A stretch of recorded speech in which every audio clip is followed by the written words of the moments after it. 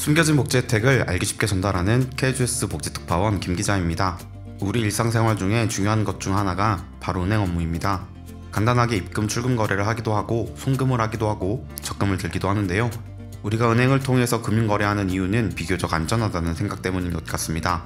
하지만 최근에는 다양한 금융사기로 인해서 마냥 안심할 수만은 없는데요. 이렇게 금융사기가 나날이 발전해가는 상황에서 본인 명의로 개설된 계좌가 있는 분들이라면 반드시 알고 계셔야 하는 사항들 정리해서 나눠보겠습니다. 오늘 내용 확인하시고 부모님이나 자녀 등 가족들이 잘 모르신다면 내용 꼭 알려주시기를 바랍니다. 몰라서 못 받는 복지 혜택 이젠 놓치지 말자. 구독과 좋아요, 알림 설정을 눌러주시면 보다 빠르게 소식을 받아볼 수 있습니다. 우리가 은행에 돈을 맡기는 이유는 직접 가지고 있는 것보다 안전하기 때문인데요. 대부분의 경우 우리가 직접 가지고 있는 것보다 안전한 것이 사실이지만 은행에 문제가 생기거나 파산했을 때는 돈을 돌려받지 못하는 경우도 있습니다. 그래서 운영되는 것이 예금자보호법입니다.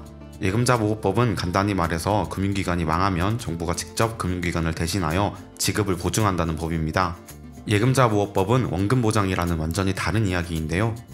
원금보장은 금융투자 상품 중에서 원금을 잃지 않는 형태의 상품을 통칭하는 것이고, 예금자보호는 예금 지급에 문제가 있을 때 예금보험공사에서 원금과 이자를 포함해서 5천만 원까지 지급해준다는 것을 말합니다. 따라서 예금자보호는 은행에 큰 사고가 생겼을 때만 받을 수 있다는 한계가 있습니다. 예금자보호법에 대해서 일각에서는 예금자를 보호하기 위한 법이 아니라 은행을 보호하기 위한 법이라고 말하기도 하는데요. 사실상 뱅크런, 즉 은행 사용자들이 갑자기 자신이 맡겨준 돈을 다 같이 빼버리는 일을 막기 위함이라고 주장합니다. 대한민국의 예금자보호제도는 법리적으로는 국가가 보장하는 것이 아니라 예금보험공사가 보호제도를 운영하고 있기 때문에 제1금융권의 대형 시중은행들이 연쇄적으로 도산하여 폐업하는 지경까지 가게 되면 미래가 불투명해진다는 걱정도 있는데요. 이 정도 상황이 된다면 정말 나라가 망했다는 지경일 테니 큰 걱정은 하지 않으셔도 될 것 같습니다. 그런데도 KDB 산업은행과 IBK 기업은행은 우체국 예금보험과 마찬가지로 정부가 전액을 지급 보증해야 하는 국책은행이라는 점에서 더 안전한 부분이 있습니다. 또한 주택청약저축은 예금자보호법상의 보호 대상이 아닌 정부가 직접 보증하는 예금이기 때문에 예금자 보호 5천만 원 안에 계산되지 않고 따로 계산됩니다. 만약 주택청약에 1,000만 원, 전기요금에 4,500만 원이 있다면 금융재산 총합은 5,500만 원이지만 예금자 보호 한도 5천만 원에 미달해서 전액을 보호받을 수 있는 것입니다. 하지만 예금자보호법으로도 보호받을 수 없는 상황이 있는데요. 그것은 바로 금융사기입니다. 예금자보호법은 금융기관의 영업정지나 파산 등의 경우에만 해당하는 법이기 때문인데요. 가족을 사칭하거나 정부나 공공기관을 사칭하는 금융사기는 많이 들어보셨을 겁니다. 하지만 계속해서 수법이 교묘해지고 악독해지고 있습니다.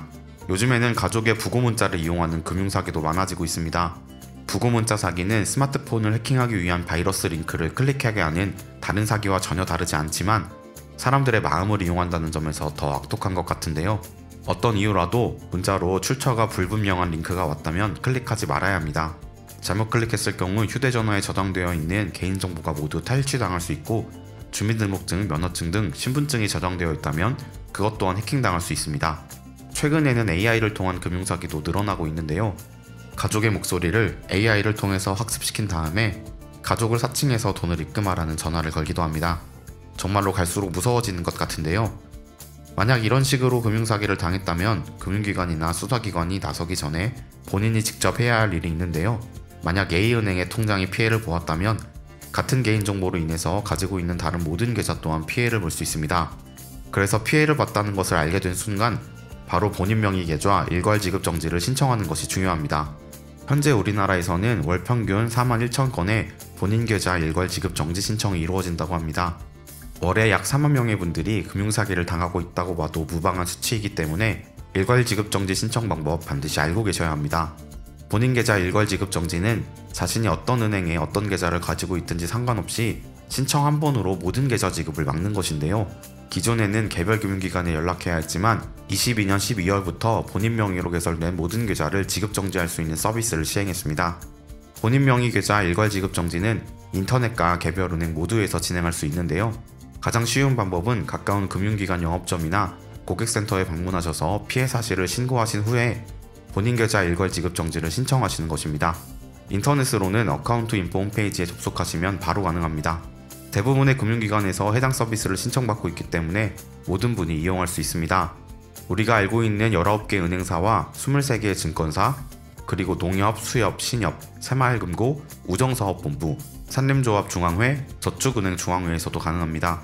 지급전지 신청을 하더라도 입금거래의 경우는 가능하다고 하니까요. 이 점 꼭 알아두시고 지급정지 신청 후 해지를 원할 경우 금융사 영업점에 해지 신청을 하시면 됩니다. 오늘은 평소에 알아두면 좋은 금융제도에 대해서 알아보았습니다. 이제 2024년이 시작된 지도 한 달이 지났는데요.